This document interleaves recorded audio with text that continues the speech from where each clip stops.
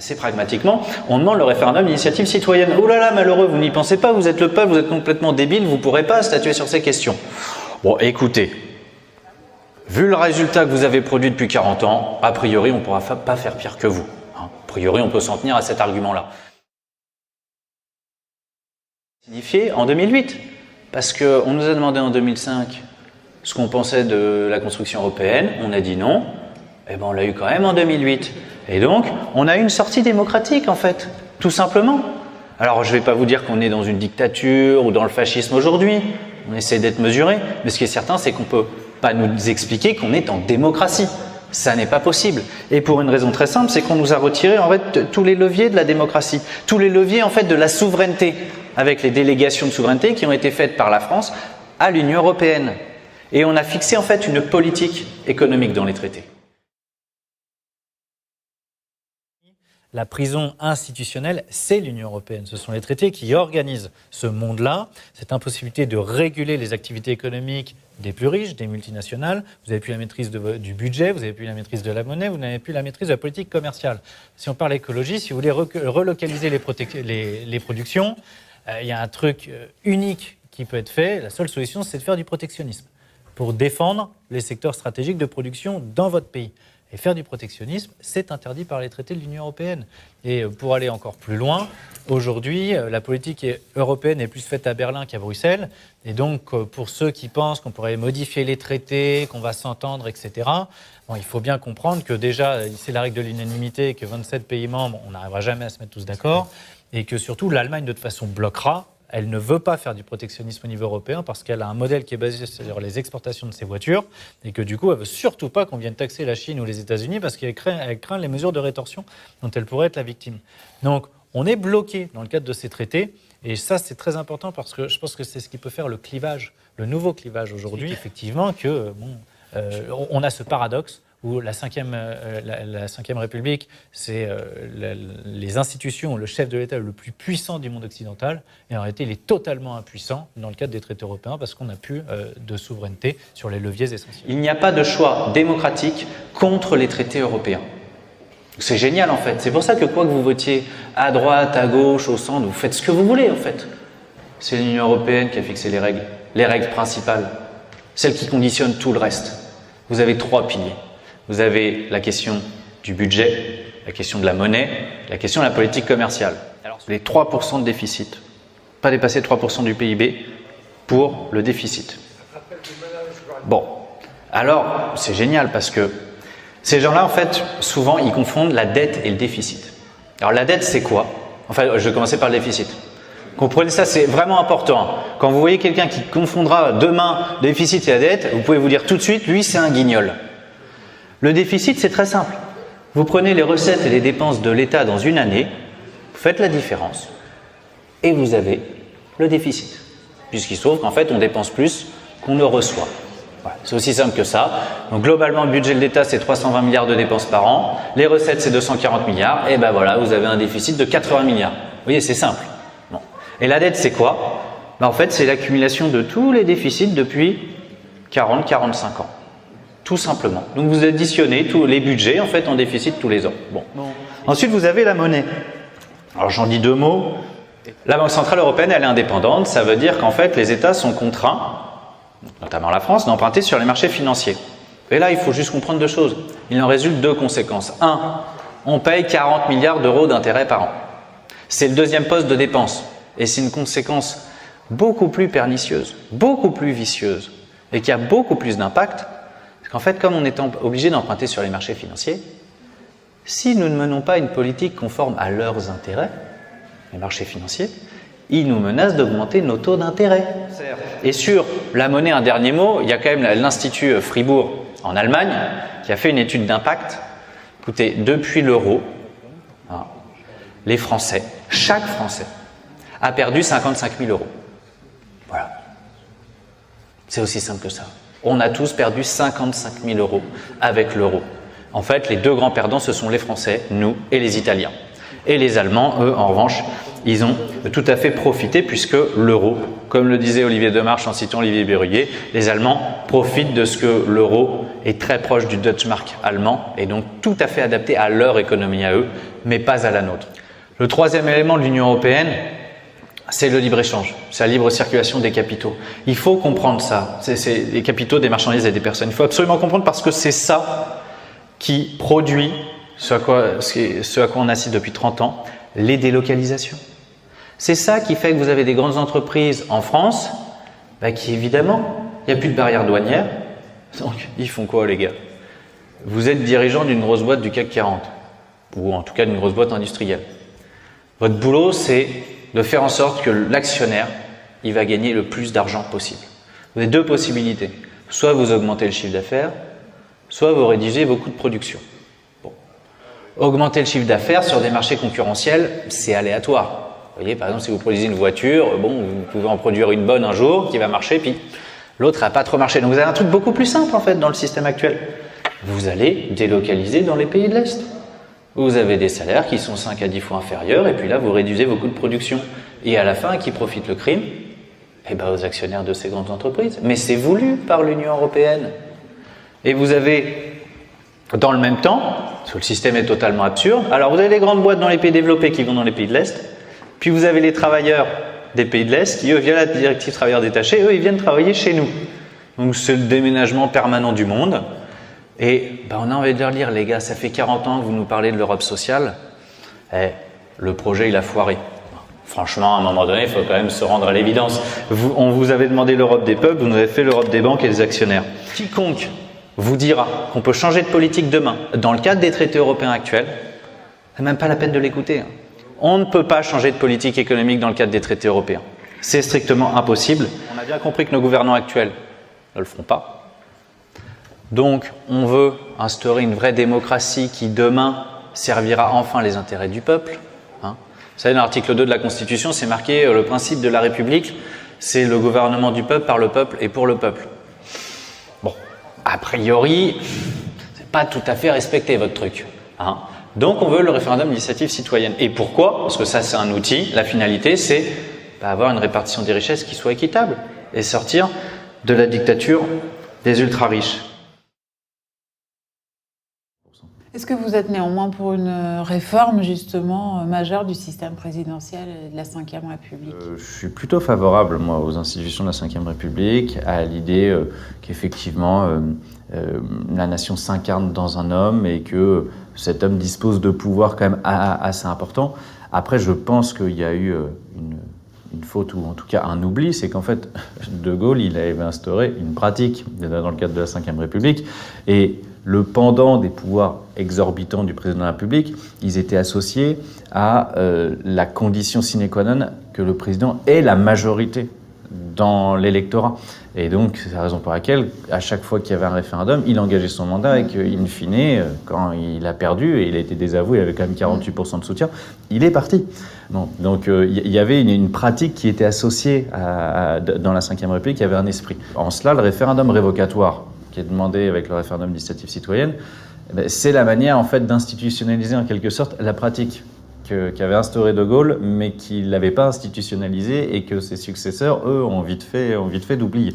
Notamment Jacques Chirac, en 2005, quand il y a eu le vote non, il est resté. Et puis depuis, il n'y a plus un président qui a consulté par référendum parce qu'en fait, il vaut mieux tenir le peuple à l'écart des décisions institutionnelles.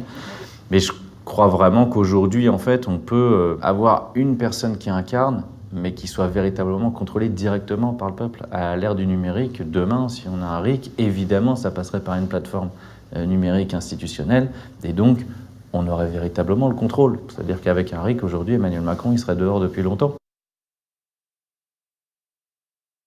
Le niveau de peur qu'instille cette question, en fait, moi, je suis très clair, effectivement, il y a deux choses qui bloquent. La possibilité de modifier les traités à périmètre constant, c'est-à-dire avec les 27 ou 28 pays membres. 1, la règle de l'unanimité, et 2, le fait que de toute façon, l'Allemagne s'y opposera. Et l'Allemagne est la première puissance économique de l'Union européenne. Donc, c'est clair que là, on est dans une impasse pour arriver à modifier à périmètre constant. Maintenant, après, il faut prendre de l'autre côté quel est l'état de l'opinion publique. Aujourd'hui, sur la question de l'Union européenne, quand même, c'est extrêmement compliqué. C'est une question sur laquelle on fait très peur aux gens depuis des années et des années. aux retraités, etc., mais même des classes moyennes supérieures qui ont aujourd'hui 20, 30, 40 ans, qui ont envie encore de rêver l'idéal européen.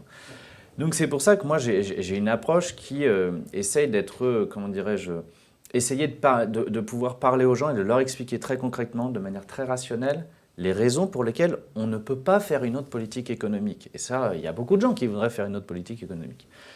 Simplement, quand vous dites Frexit, je pense qu'on produit un effet immédiat de terreur ou de choc émotionnel pour les gens qui reçoivent ce message et qui n'ont pas fait le chemin, notamment vos militants ont pu faire, et donc ils n'écoutent plus.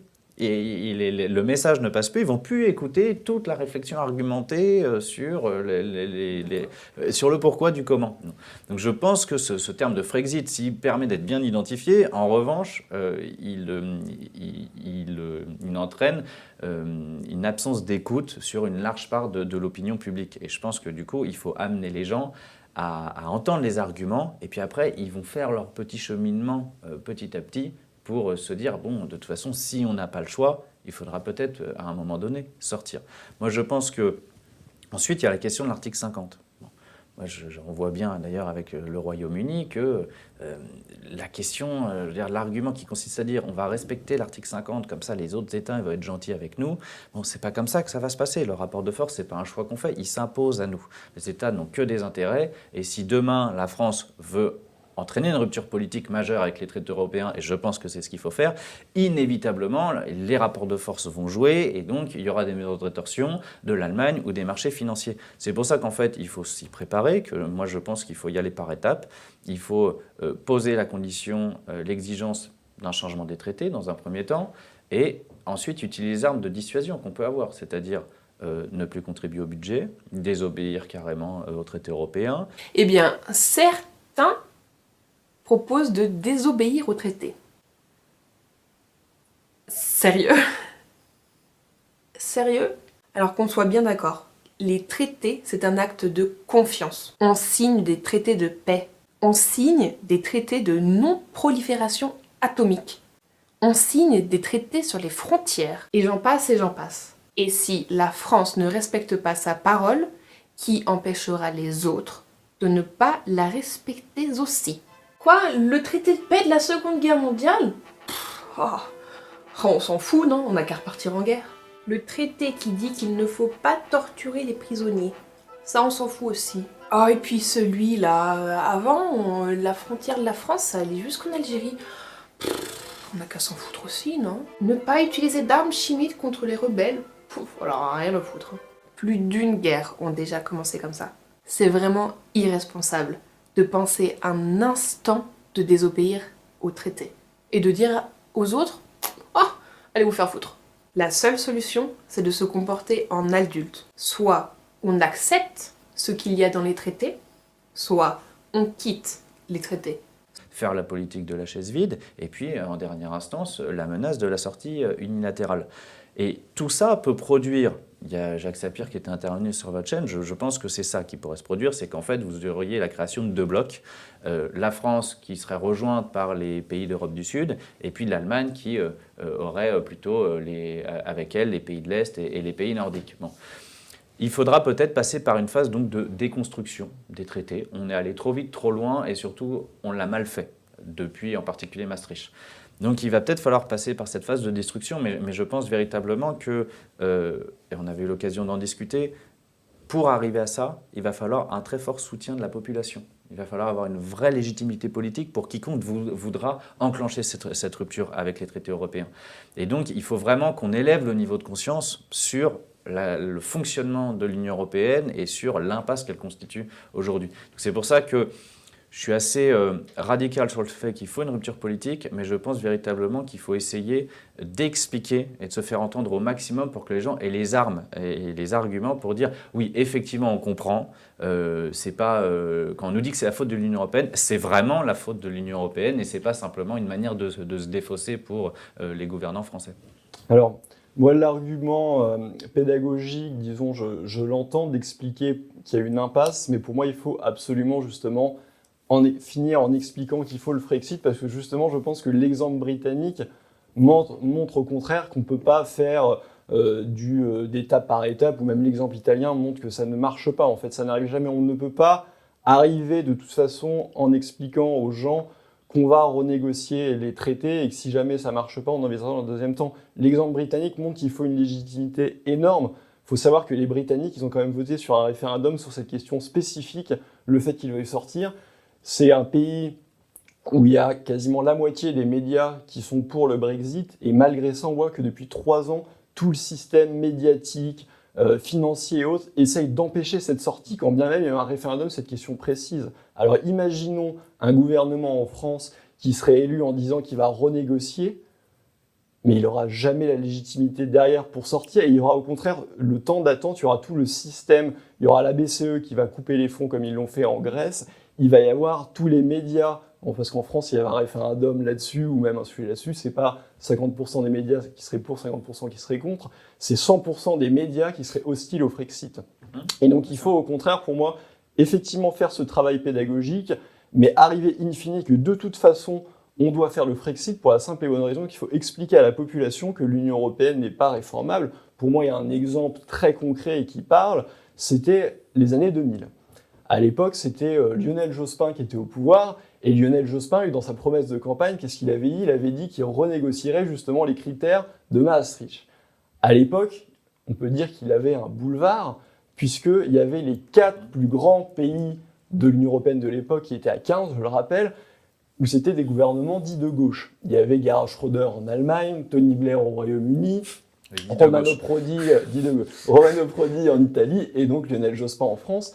Mais c'était pas que ces 4-là, il y avait 11 pays sur 15 qui étaient de gauche à représenter 90% du PIB de l'Union européenne. Donc là, niveau rapport de force, on peut pas faire mieux. Et malgré ça, avec cette règle de l'unanimité, on a bien vu qu'ils n'ont pas renégocié une seule virgule. Donc je pense que la pédagogie est essentielle, mais qu'il faut finir par le Frexit, et de toute façon, il faut être élu sur le Frexit. Alors après, c'est le terme, du moins sur la sortie, donc de se libérer de l'Union européenne, mais le Brexit montre au contraire qu'il faut une légitimité énorme et qu'on ne peut pas louvoyer sur cette question, puisqu'on voit même que quand bien même il y a un référendum sur ce sujet précis avec le plus grand vote de toute l'histoire au Royaume-Uni, 17,4 millions de personnes qui ont voté pour la sortie, et malgré ça, ils essayent de le retourner. Et le Royaume-Uni n'a même pas l'euro, qui est un moyen de pression supplémentaire pour le système, qu'il pourrait enclencher vis-à-vis de la France. Donc on n'a pas d'autre solution que d'être élu là-dessus et d'expliquer aux Français qu'il faut en sortir. Et pour ce qui est de l'article 50, nous en fait l'UPR, le Royaume-Uni pour nous n'est pas comparable pour au moins 2 raisons. C'est que déjà la personne qui l'a enclenché, qui a mené les négociations à la base, c'était Theresa May, qui elle était pour le remake, d'ailleurs qui a négocié un accord qui était complètement absurde. Et après on voit très bien qu'avec Boris Johnson qui lui veut sortir, ça avance beaucoup plus. Mais la problématique qu'a Boris Johnson, il ne l'aurait pas en France, parce que le problème c'est qu'il y a tout le Parlement qui est contre lui. Or, imaginons que si l'UPR arrivait demain au pouvoir, et l'UPR ce ne sont pas des politiciens professionnels, c'est des gens qui se battent sans rien en retour pour le Frexit, et on ne va pas imaginer de retourner le Parlement français. On sait très bien qu'un président élu en France a une large majorité et a d'ailleurs des outils bien plus puissants que le Premier ministre britannique pour pouvoir appliquer son mandat. Et nous, l'article 50, on le voit juste comme une notification de sortie. Et après, il est évident qu'on ne va pas attendre les 2 ans pour reprendre des pans entiers de souveraineté. Par exemple, parler de la question de l'euro qui peut être un moyen de pression. Pour nous, ça a toujours été clair que dès la notification de l'article 50, on sort de l'euro et on rétablit le contrôle des mouvements de capitaux, puisque effectivement l'Union européenne, il ne faut pas rester 2 ans et rester trop de temps dedans, mais on ne peut pas non plus dire qu'on sort en un claquement de doigts. Je compare souvent à un divorce, en fait. Quand on divorce, effectivement, on peut par exemple reprendre sa souveraineté sur l'essentiel, c'est-à-dire par exemple on va quitter le domicile conjugal, refaire sa vie, mais il n'empêche qu'il y a tout un tas de détails à régler dans le cadre d'un divorce, et ça sera la même chose au niveau, on ne peut pas quitter l'Union européenne du jour au lendemain. Et on voit d'ailleurs qu'il y a tout un tas de détails techniques qu'il y aura à régler. Nous, l'article 50, on le voit comme ça. Et effectivement, on n'est pas non plus naïf. On voit très bien que l'Union européenne n'est pas du tout de bonne foi dans ses négociations et agit d'ailleurs plus comme une secte, je pèse mes mots, qui veut finalement punir l'adepte, qui veut quitter et reprendre sa liberté, qui veulent faire un exemple, qui ne veulent pas que les autres pays sortent également. Donc l'Union européenne agit comme une secte. Et le fait de ne pas payer les contributions Ça peut être fait dès le lendemain de la notification de l'article 50. D'ailleurs, c'est pas dans les traités. Et pour activer, pour faire avancer plus vite justement la négociation, nous c'est clairement des armes qu'on va utiliser. Et de toute façon, si jamais on voit que c'est complètement bloqué et qu'il n'y aura pas d'accord de sortie, on peut très bien sortir sans accord en dénonçant les traités avant les 2 ans. Donc en fait, nous, l'article 50, on le voit plus comme une notification. Et pour nous, l'article 50, finalement, ce n'est pas l'élément essentiel. L'élément essentiel, c'est vraiment la légitimité et d'être élu pour sortir de l'Union européenne. Mais et simplement, le seul point de désaccord du coup est vraiment sur la question de la stratégie sur le Frexit. Je pense que quand on donne la conclusion dans le développement, en fait, on se prive de ce que les gens entendent, toute l'explication pédagogique. C'est-à-dire que vous avez des gens qui évoluent, en fait, et il y en a, ils sont déjà arrivés là. Oui, alors, ils sont sur Frexit, donc eux, ça leur pose pas de problème. Mais ces gens-là sont une minorité aujourd'hui. La plupart des gens, ils sont bloqués. Et donc, parce que c'est comme vous l'aviez dit. C'est le travail médiatique. Exactement. C'est un véritable dogme. Exactement, c'est une religion. C'est la religion des fidèles. Je veux dire, on a Emmanuel Macron, lui, il nous dit c'est la souveraineté européenne. Le grand gourou de la secte européenne, Emmanuel Macron. Il fantasme la souveraineté européenne. On a vu ce que ça a donné avec Sylvie Goulard. Là, il vient de se prendre une claque monumentale. Bon, voilà, il faut qu'il comprenne que, comme vous l'avez dit, il n'y a pas un peuple européen. Ça n'existe pas aujourd'hui. Il y a un peuple allemand, un peuple français, etc. Et Emmanuel Macron, jusqu'à preuve du contraire, il a été élu par le peuple français. Donc, il est là pour défendre les intérêts de la nation française. Et simplement, juste sur la question de la légitimité, je pense quand même qu'il y aura un élément absolument fondamental pour les élections de 2022. C'est la question de la probité des élus, de la confiance que les gens peuvent avoir dans les gouvernants. Et je pense qu'un pouvoir qui arriverait et qui donnerait tout de suite des preuves de ce qu'on moralise la vie publique, qui fait passer tout de suite une loi sur le fait que tous ceux qui ont un casier judiciaire ne peuvent pas être élus de la République. Vous voyez, qu'on va prendre en compte désormais le vote blanc. Enfin, vous voyez, tout ce qui est refusé de manière totalement illégitime. Et qui figure dans le programme de l'UPR, justement. Eh bien, du coup, ça va permettre d'augmenter la légitimité. Beaucoup de gens qui peut-être n'auraient pas voté pour le pouvoir arriver en place, eh bien, du coup, lui accorderaient sa confiance. Et de cette manière-là, par des preuves, par des actes, vous augmentez le soutien et ça vous donne de la force, effectivement, pour aller mener le rapport de force et essayer de sortir du carcan institutionnel des traités européens. Juste pour revenir, j'ai une petite anecdote sur le côté propagandiste des médias vis-à-vis de la question européenne. J'ai fait un tweet hier soir qui a très bien marché. C'est pour vous dire la diabolisation qui est faite du Brexit à l'heure actuelle. Je ne parle même pas de la personne de Boris Johnson qui est présentée comme un sous-Trump par les médias français alors qu'il n'a absolument rien à voir. La question du Brexit est toujours présentée sur un angle de catastrophe alors que ce n'est pas du tout le cas. Et il y a un exemple criant hier du ridicule dans lequel se vautrent les médias, puisque vous savez qu'il y a eu la vraie fausse arrestation de Dupont-Ligonnès. Et BFM TV a quand même osé dire que justement, s'il y avait déjà eu le Brexit, il n'aurait pas pu être arrêté au Royaume-Uni et peut-être même qu'il est parti en Écosse parce que justement il voulait profiter du Brexit. Il faut quand même savoir que ceux qui s'occupent de ça, c'est Interpol, qui n'ont rien à voir avec l'Union européenne, qui compte 194 pays, qui a été créé en 1932. Donc on voit qu'on est sur des arguments complètement délirants, uniquement pour faire peur à la population. C'est le fameux projet de la peur ou Project Fear, comme disaient les Britanniques, qui est insufflé aux Français. Et pour moi, justement, c'est une bataille des idées. Comme de toute façon, pour arriver au bout, pour avoir cette légitimité, il faudra être élu là-dessus. On sait que c'est compliqué, que c'est une bataille de longue haleine, mais on ne peut pas être élu pour après avoir l'impuissance. Pour nous, on doit être élu pour sortir. Et la seule façon de le faire, à notre sens, avec l'exemple du Brexit qui le montre, c'est avec une légitimité totale sur la question européenne. C'est pour ça que pour moi, la bataille sémantique, elle n'est pas sur le Frexit, elle est sur le souverainisme. Pour moi, c'est l'idée de souveraineté qui peut fédérer très largement. Et d'ailleurs, si on voit le dernier papier que Jacques Attali a écrit, on voit qu'il a bien compris le danger parce que cette idée de souverainisme, elle est en train de monter et c'est pour ça qu'il essaye maintenant de l'assimiler à l'antisémitisme. Bon, avec une malhonnêteté intellectuelle indigne, bien sûr, mais c'est vraiment cette idée de souverainisme parce qu'aujourd'hui, le clivage, tout le monde l'a compris, au moins sur le plan économique, il n'est plus droite-gauche, il est souverainiste contre les libéraux. C'est vrai, mais un souverainiste, comme on a vu, comme en Italie ou autre, qui gagnerait sans mettre sur la table la question de la présence européenne et de la sortie, aurait mais les mains liées. C'est ça, mais intrinsèquement lié. oui, Quand je parle mais de souveraineté, c'est de souveraineté sens large. économique. Et donc, évidemment, c'est remettre en cause les délégations de souveraineté qu'on a Exactement. C'est confiées pas à la l'Union européenne. souveraineté idéologique qui est Oui. reprise parfois par des partis extrémistes Oui, et non, qui non. justement Même connotent Macron, négativement ce mot Même aujourd'hui. Macron se dit parfois souverainiste, alors des fois il dit souverainiste européen, même Macron galvaude ce nom parfois, donc c'est pour ça que ça peut être difficile pour la population des fois de se repérer dans des gens qui travestissent le sens des mots. Alors François Boulot, je voudrais revenir sur votre stratégie. Donc on sort de l'Union européenne, si on négocie dans le rapport de force avec les autres pays, ce qui créerait une scission en deux blocs. Je vous ai déjà entendu dire ça et là vous venez de nous le rapporter sans grand détail. Je voudrais rapporter l'une de vos phrases que vous pourrez commenter par la suite. Donc vous nous avez dit, il vaut mieux dire, nous ne voulons plus de ces règles actuelles de l'Union européenne, nous allons donc en sortir. Après, qui veut venir avec nous pour travailler sur d'autres règles est le bienvenu. Moi, j'aimerais comprendre précisément aujourd'hui, du coup, si vous êtes pour une autre Union européenne ou une autre forme de gouvernance supranationale, un peu comme prônent certains partis qui sont pour une autre Europe. Non, mais moi, je suis contre la supranationalité.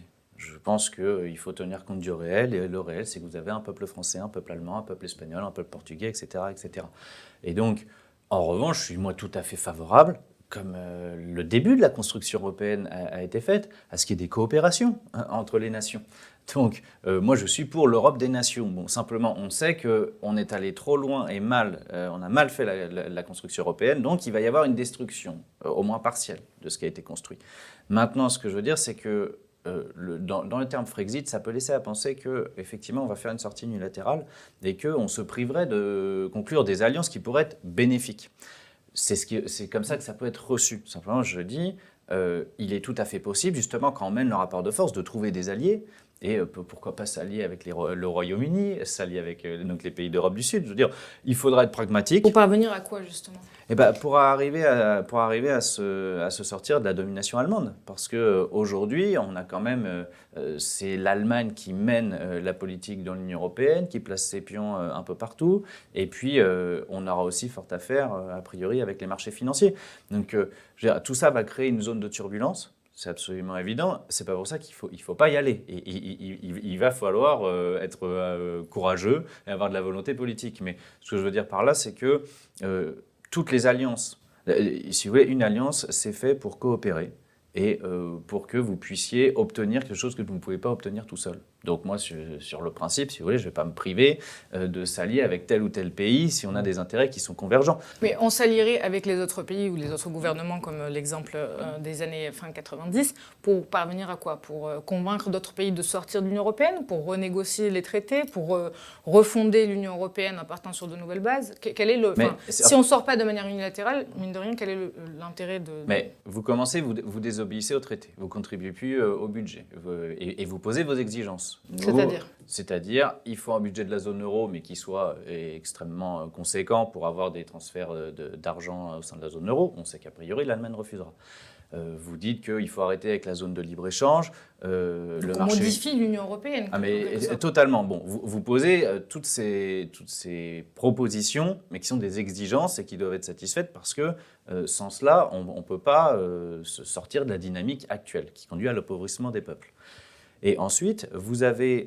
Les pays de l'Europe de l'Est ne seraient pas nécessairement d'accord avec vous. Ah mais bien sûr qu'ils ne vont pas être d'accord. Mais on peut... je l'entends, c'est bien pour ça que j'ai dit qu'il y avait une impasse à la fois compte tenu de la volonté de l'Allemagne et à la fois sur la règle de l'unanimité. Mais ensuite, vous pouvez très bien, si vous vous alliez avec l'Espagne, l'Italie et pourquoi pas le Royaume-Uni, créer une zone de libre-échange entre ces pays-là qui ont des niveaux de développement à peu près homogènes. Et donc, arriver à favoriser les échanges entre ces pays, vous voyez, il peut y avoir une étape intermédiaire qui fait simplement que vous augmentez votre poids dans le rapport de force si en face, précisément, et comme on peut le redouter, l'Allemagne et d'autres pays, eux, ne seront pas du tout d'accord pour changer les règles. Est-ce que cette solution est décemment envisageable dans le concret ? Ouais, la seule chose où je rejoins, c'est sur l'aspect de coopération internationale, mais pour moi, il ne faut pas s'illusionner. Je connais bien en plus les pays du Sud, ils ne vont jamais suivre la France par rapport à l'Allemagne. Il ne se passera rien dans le cadre de l'Union européenne actuelle. Après, là où il y a une question, je pense, plus de sémantique qu'autre chose, c'est que sur la coopération internationale de toute façon, existait avant l'Union européenne et existera après l'Union européenne. Et quand on dit coopération internationale, d'ailleurs, pour nous, ça ne se limite pas au seul périmètre européen. parce qu'on va faire, et c'est le cadre de l'UPR, c'est pas de se refermer sur soi, et c'est effectivement la pédagogie qui doit être expliquée aux gens, de dire non, le Frexit, ce n'est pas se replier sur soi. Coopération internationale veut dire qu'effectivement, sur des sujets pour lesquels on a des intérêts en commun, par exemple sur l'agriculture, ça pourrait être avec l'Espagne, l'Italie, mais aussi ça peut être avec des pays extra-européens. Là, effectivement, c'est intéressant de faire de la coopération internationale parce qu'on a tous intérêt à le faire et qu'on partage d'intérêts communs.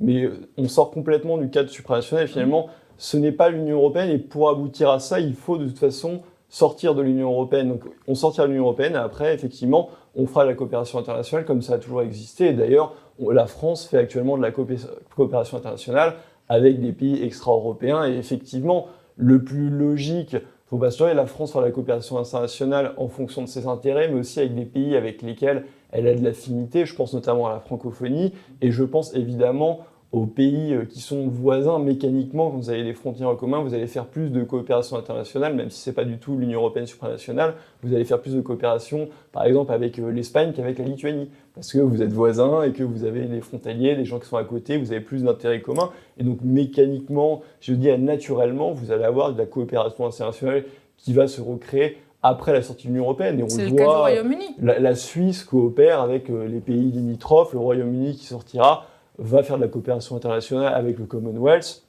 mais aussi demande d'ailleurs à faire de la coopération internationale avec la France, avec les pays, grosso modo, d'Europe occidentale, avec la Chine. Et on voit bien que le Royaume-Uni, d'ailleurs, dans le cadre, malgré l'article 50, commence déjà à renégocier des traités commerciaux, alors que théoriquement, c'est une compétence exclusive de l'UE. Donc on voit que surtout depuis qu'il y a Boris Johnson, ils n'attendent pas de sortir pour mettre en place des éléments. C'est exactement là où je voudrais venir, c'est qu'en fait, on n'est pas si éloigné simplement dans nos positions, et je sais que, alors que je suis avocat, ça peut paraître étrange, mais j'ai une approche un peu moins juridique des choses, j'ai une approche plus géopolitique, c'est-à-dire qu'on peut très bien désobéir au traité, ne pas contribuer au budget, ne pas payer les amendes que la Commission nous infligerait, parce qu'il faut être clair, quand vous êtes une personne privée et que vous êtes condamné... Mais pour conduire à quoi? C'est ça en fait. Moi je comprends. Hein. C'est en fait, que j'entends souvent, mais pour conduire à quoi? La finalité, si on désobéit au traité, en tant que Français, la France désobéit au traité. Mais c'est très simple. Vous comme moi, on ne sait pas ce que va donner,